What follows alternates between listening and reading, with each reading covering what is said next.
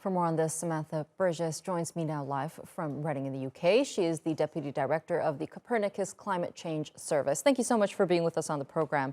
Now, this year, there's a really strong La Nina causing strong monsoon weather in Southeast Asia, for example, in Bangladesh, where millions of people have been displaced. But it's also causing drought in Europe. How much of this is being caused by the climate crisis?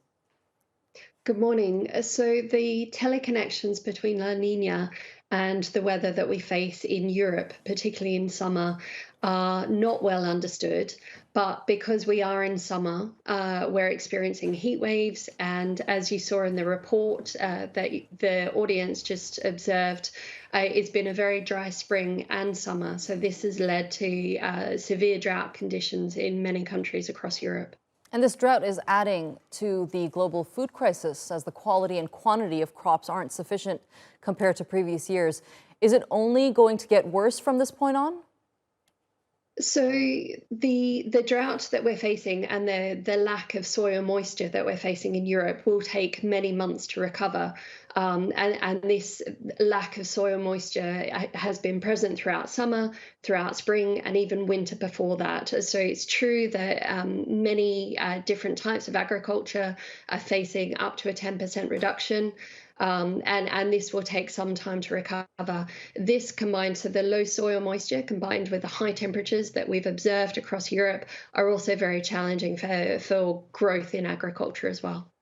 And we also recently experienced the Earth rotate faster than ever in history. On June 29th, it clocked in at 1.59 milliseconds, less than 24 hours. And I understand that one of the theories behind this is the melting of glaciers. Why should this worry us? So I'm not familiar with information associated with the Earth's rotation, but if we talk about melting glaciers, it has significant impacts. It changes the availability of water, it destabilizes mountainsides, it reduces the availability of habitat for key species that live in those regions, and it also impacts the infrastructure that's built up in those regions, particularly infrastructure that relies on glaciers or permafrost that's in that region.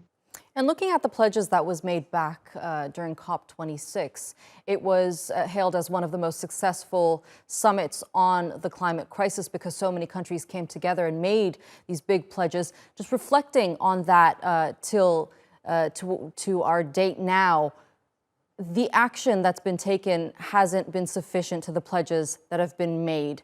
What do you expect to change moving forward as COP27 approaches? So you're absolutely right that the UK government, so the political organisers of COP26, did hail it as a success. And we did see a lot of pledges, ambitious pledges from many countries around the world. However, at the moment, most of those pledges remain words on paper rather than actions that lead to emissions reductions. So as we're 4 months out from COP27, which is hosted in Egypt, it's a critical part of the world that is on the front line of climate change. So we need to see yet more ambitious pledges, and we need to see those pledges turned into action as well, so that citizens around the world can really see the commitments from their governments and encourage those governments to make further commitments to make sure their society is as resilient as possible to future climate impacts. All right, Samantha Burgess, thank you so much for joining us here on the NewsHour. It was a pleasure speaking to you. Thank you very much.